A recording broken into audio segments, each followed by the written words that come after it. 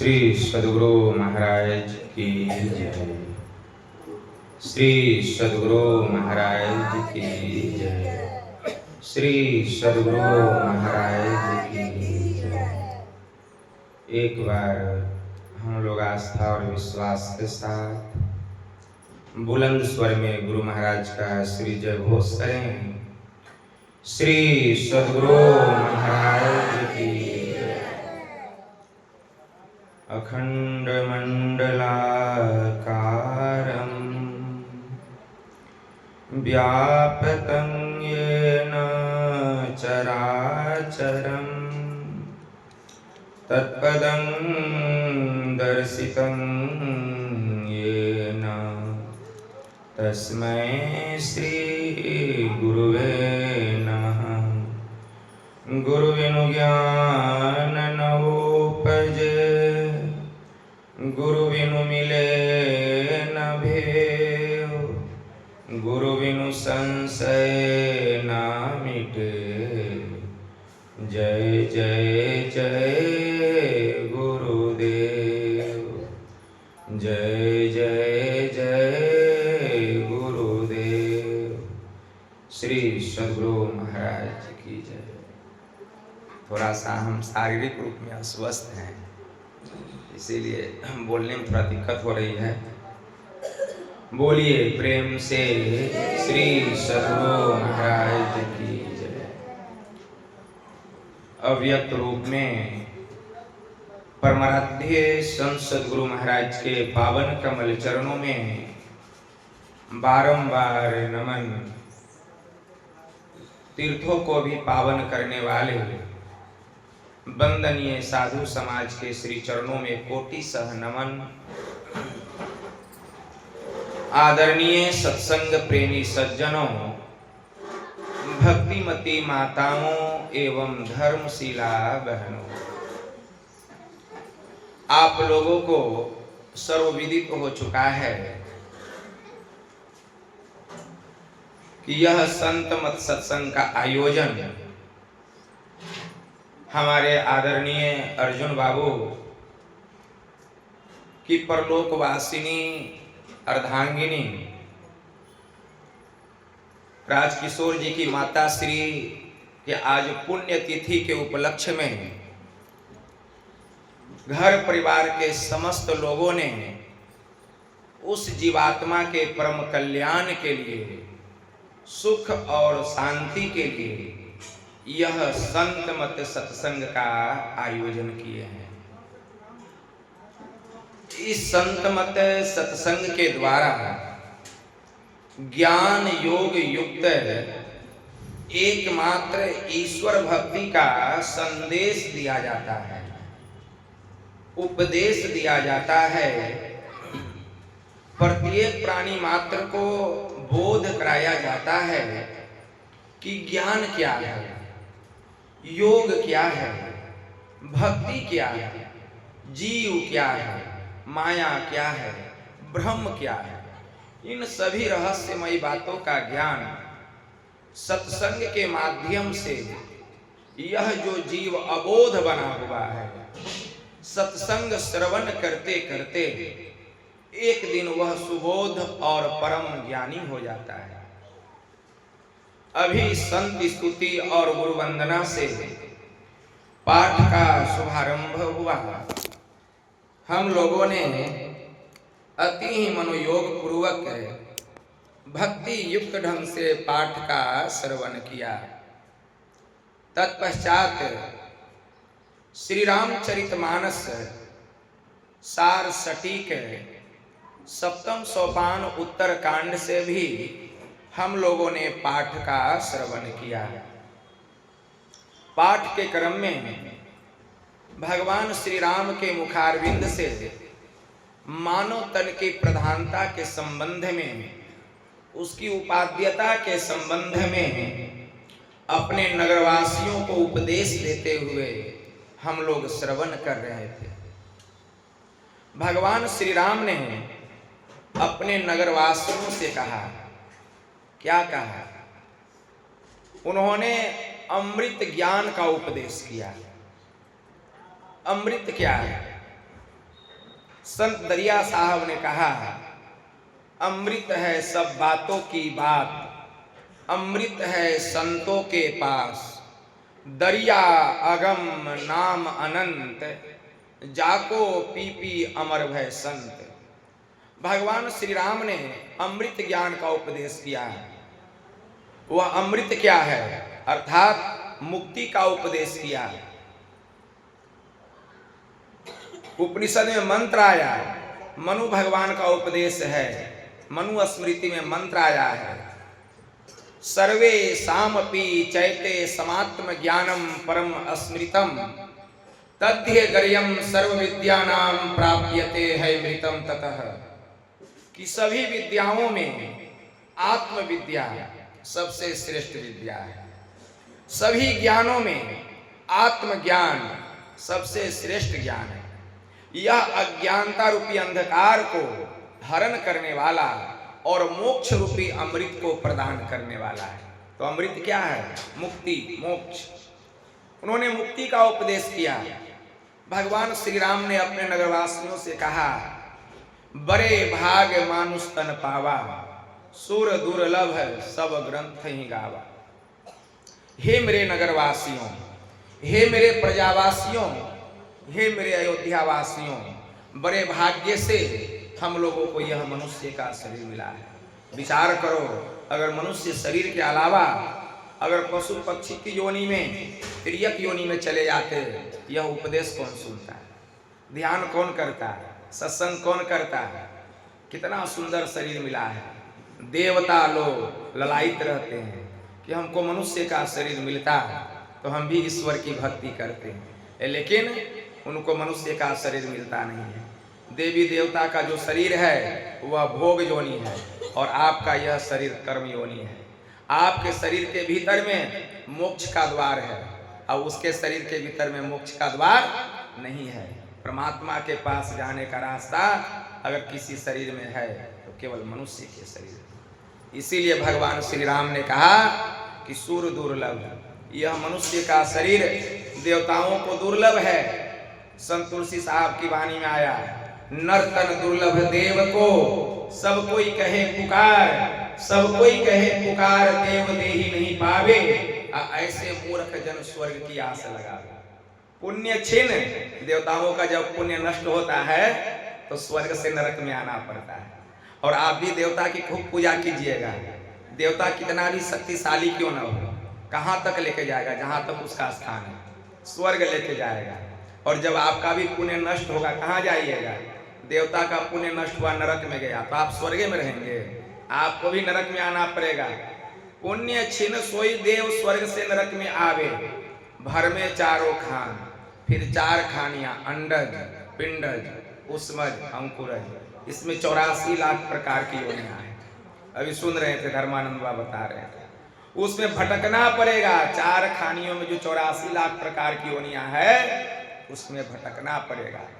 और माया की प्रेरणा से काल, कर्म, स्वभाव और गुण के घेरे में, फेरे में पड़ के उसमें चक्कर लगाना पड़ेगा, दुख भोगना पड़ेगा।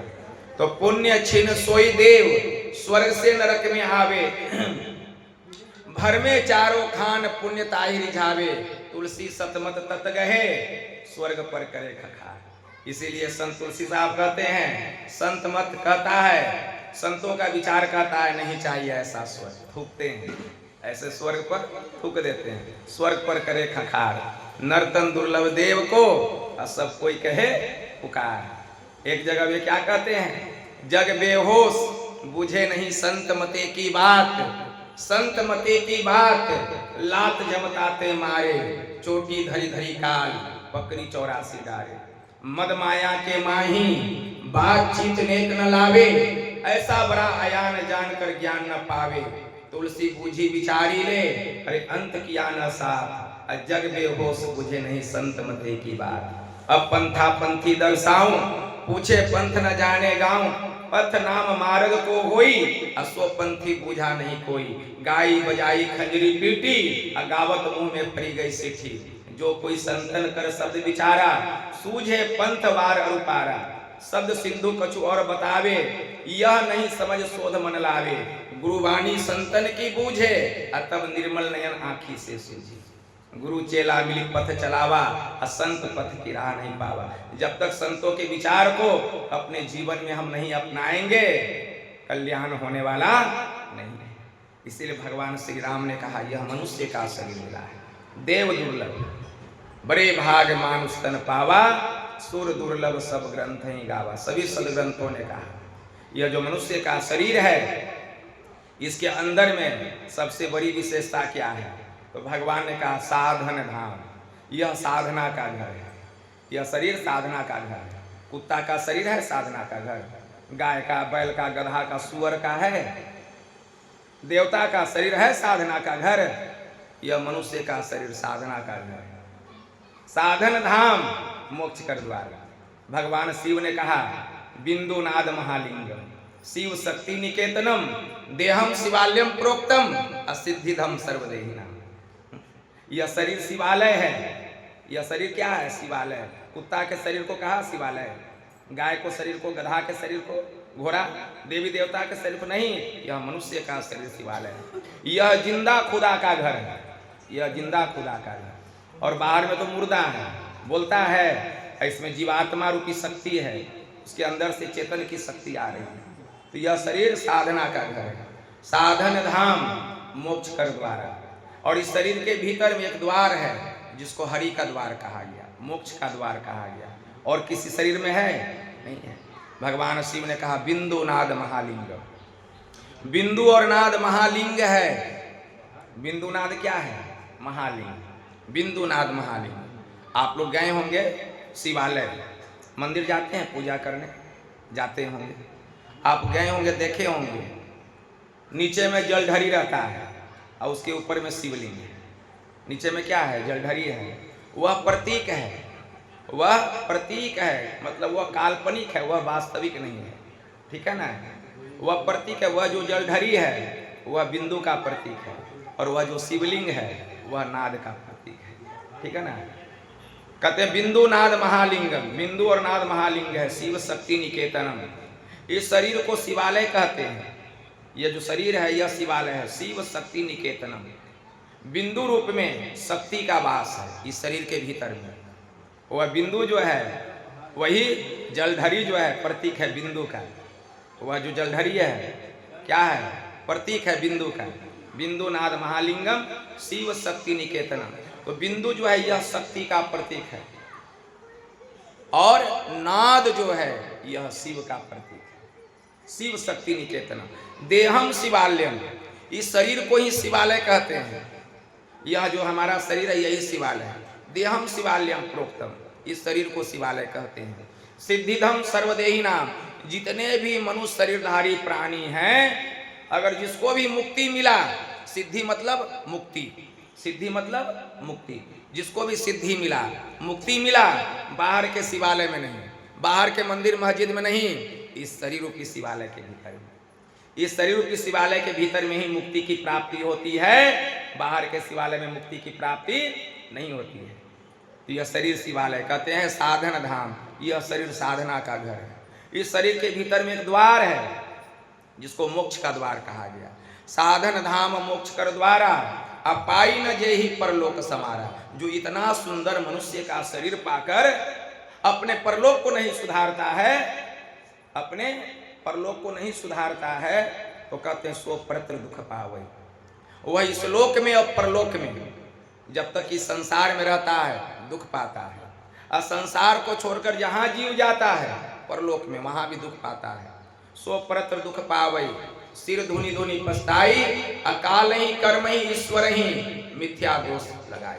वह काल को, कर्म को और ईश्वर को वह मिथ्या ही दोष लगाता है। इसमें न काल का दोष है, न कर्म का दोष है, न ईश्वर का दोष है। इसीलिए यह इतना सुंदर शरीर मिला है, हम ईश्वर की भक्ति करें। हमारे परमाराध्य महर्षि में ही परमहंस जी महाराज के मन में इतना प्रबल वैराग्य हो गया, इतना वैराग्य, एक जन्म का संस्कार था, कई जन्म का संस्कार था। भगवान बुद्ध ने कहा हमने 550 बार जन्म लिया, तब जाकर इस जन्म में मुझे मुक्ति की प्राप्ति हुई। उनकी वाणी में आया, अत्ता ही अतनो नाथो को ही नाथो परोसिया।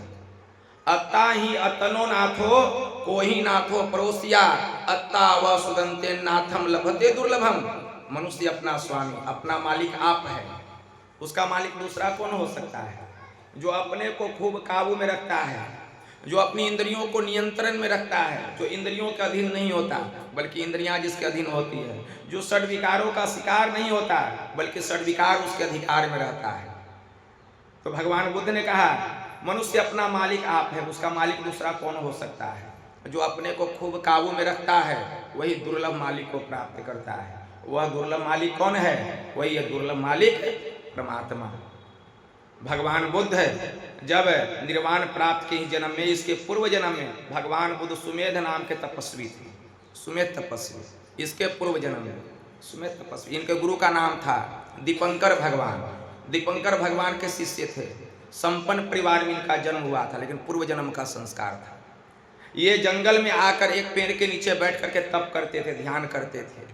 एक बार इनको पता चला कि हमारे गुरु महाराज इसी रास्ते होकर के जाएंगे सत्संग करने के लिए अपनी शिष्य मंडली के साथ। रास्ते में बहुत बड़ा नाला था, नाले को भरने लगे। इतने में गुरु महाराज आ गए अपने शिष्यों के साथ, दीपंकर भगवान।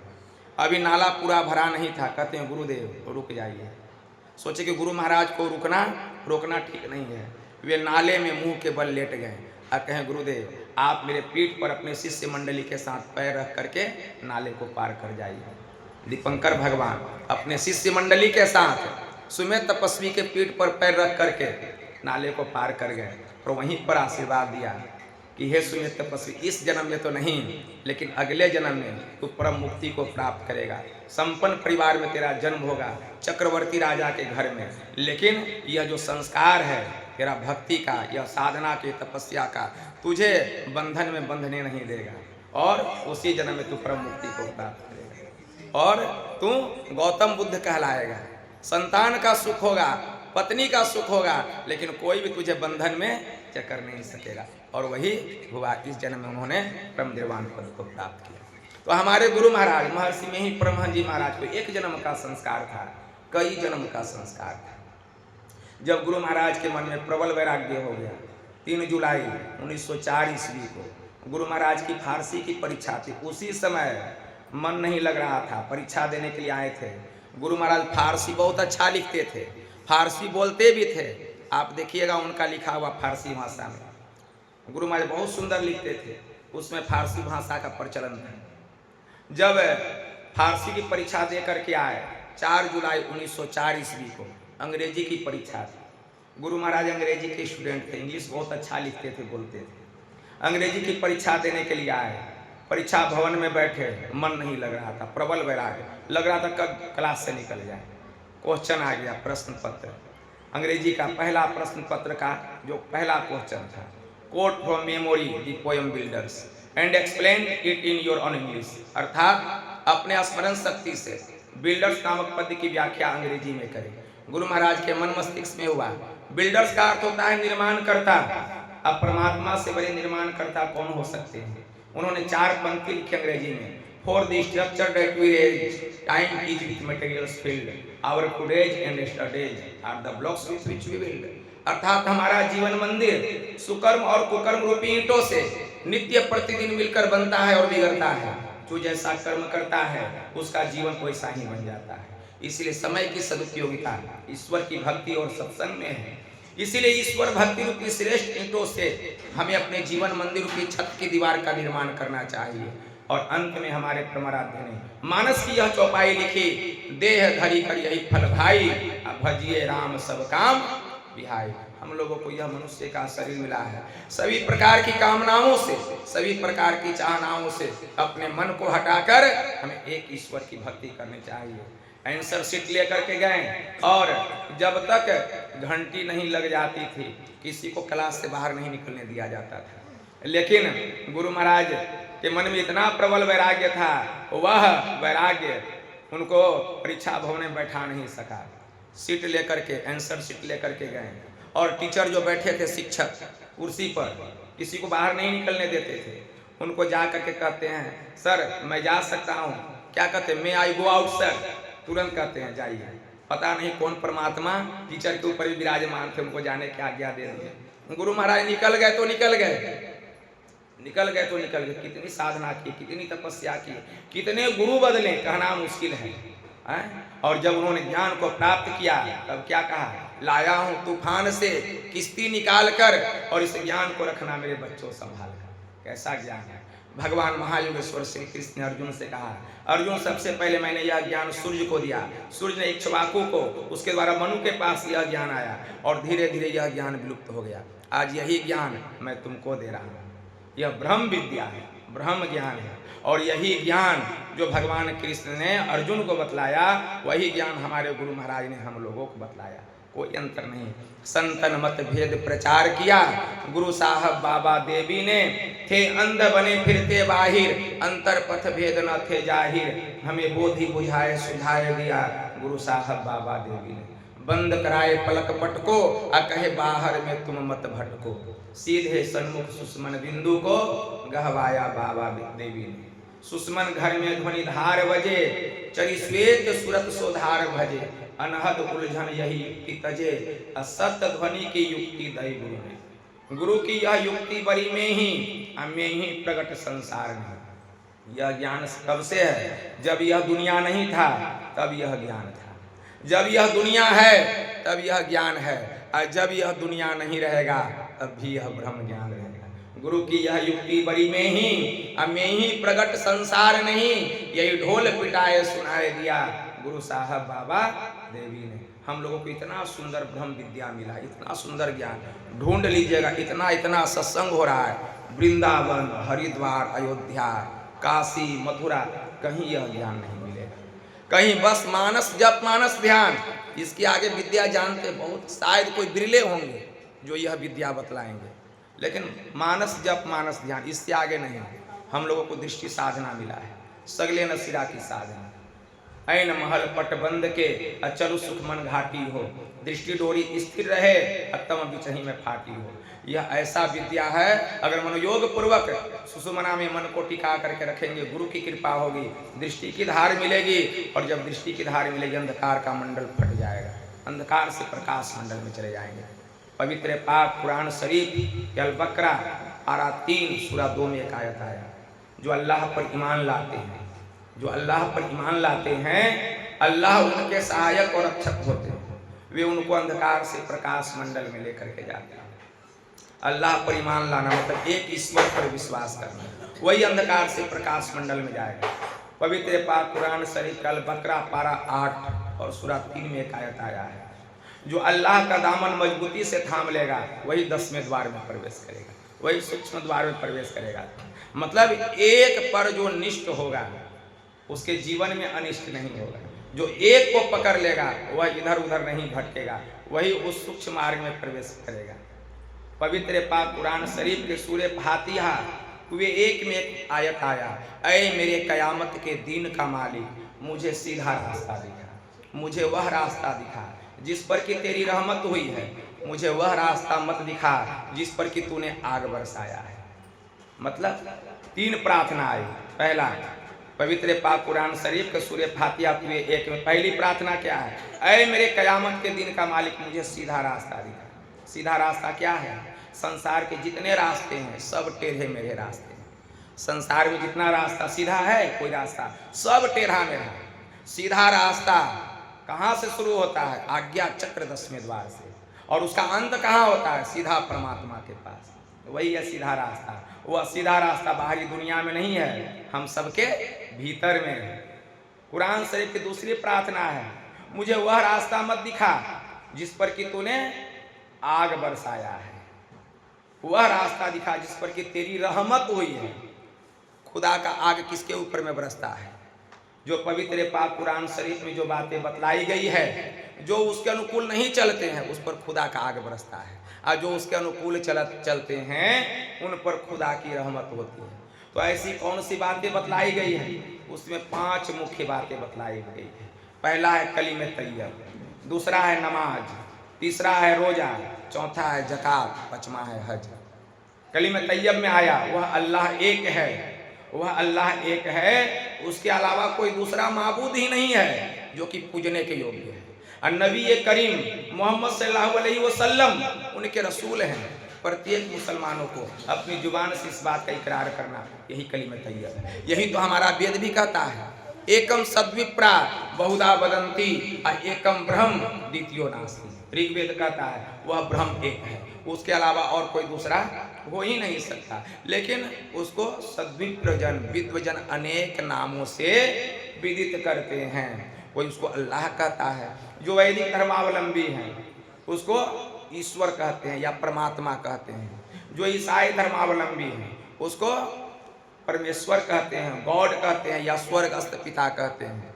जो इस्लाम धर्मावलंबी हैं उसको अल्लाह या खुदा कहते हैं। जो सिख धर्मावलंबी हैं वे वाहे गुरु या रब कहते हैं।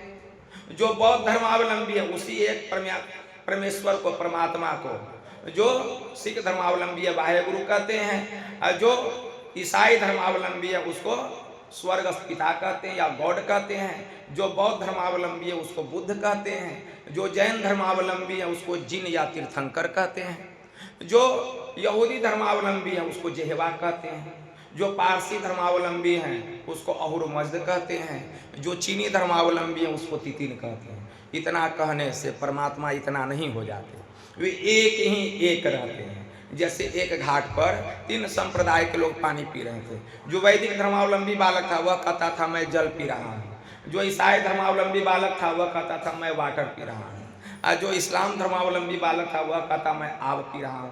पानी कहिए, वाटर कहिए, आब कहिए, लेकिन है तो एक ही, तत्व रूप में एक है। देशांतर के कारण भाषांतर होता है, भाषांतर के कारण शब्दांतर होता है, लेकिन तत्व रूप में कोई अंतर नहीं होता। उसी प्रकार वह परमात्मा एक है। हमारा वेद कहता है एकम सद्विप्रा बहुधा वदंती एकम ब्रह्म द्वितीयो नास्ति। अगर एक परमात्मा के अलावा कोई कहता है कि 2 है, 1000 है, लाख है, वह ईश्वर नहीं, वह सब नाश होने वाला है, वह नाशवान है। मैत्रेय उपनिषद में मैत्रेय ऋषि ने कहा एक मेवादित्यम यद गुरुर्वाक्य निश्चितम एतदेकांतमित्युक्तम न मठो न वनांतरम। वह परमात्मा एक है, वह अद्वितीय है, उसके जैसा कोई दूसरा नहीं है। ऐसा गुरु के महावाक्य पर जिसको विश्वास हो गया कि वह ब्रह्म एक है, तो एतदेकांतमित्युक्तम, उसे एक पवित्र स्थान पर उस प्रभु को पाने के लिए अपने भीतर में एक पवित्र स्थान पर आसन लगाकर उसे पाने के लिए अपने भीतर में ध्यान लगाना चाहिए। न मठो न वनांतरम, उसे किसी मठ में और वन में जाने की क्या आवश्यकता है? कोई आवश्यकता है? गुरु नानक देव जी महाराज ने कहा काहे रे बन खोजन जाए सर्व निवासी सदा लेपा तो ही संग समाई भूख मधि जीवास बसत है मूड मुकुर माही जैसे छाई तैसे ही हरि बसे निरंतरी घट ही खोजो भाई। अब बाहर भीतर एके जानहूं यहु गुरु ज्ञान बताई जन नानक बिनु आपा चिन्हे मिटे न भ्रम की काई। अरे काहे रे बन खोजन जाए, परमात्मा को कहीं बाहर में खोजने की क्या आवश्यकता है? वह तो हम सबके भीतर में है। हमारे परमराज ने कहा निज तन में खोज सज्जन बाहर न खोजना, अपने ही घट में हरि है अपने में खोजना। तो उस प्रभु को खोजने के कहीं जाने की आवश्यकता नहीं है, वह परमात्मा हम सबके भीतर में है।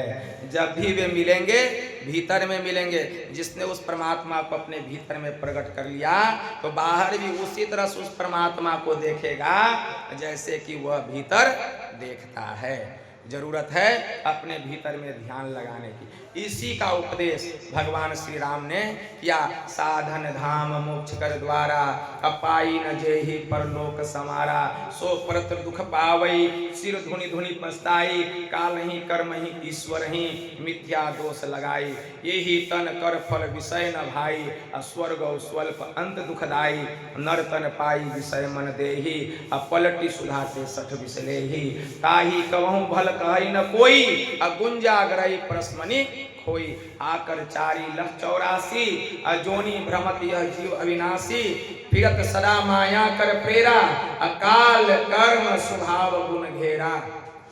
भगवान श्री राम ने कहा कि काल कर्म स्वभाव गुण घेरा। यह जो मनुष्य का शरीर मिला है इतना सुंदर शरीर मिला है, इतना सुंदर शरीर कि जहां जाना चाहते हैं। भगवान शिव जी ने माता पार्वती से कहा ना जहां जाना चाहते हैं जा सकते हैं, कि नरक सर्ग अपवर्ग निसैनी ज्ञान विराग भगति सुख देनी। यह शरीर में नरक में जाने की, स्वर्ग में जाने की, मोक्ष में जाने की सीढ़ी लगी हुई है। कहाँ जाना है हमको निर्णय करना है।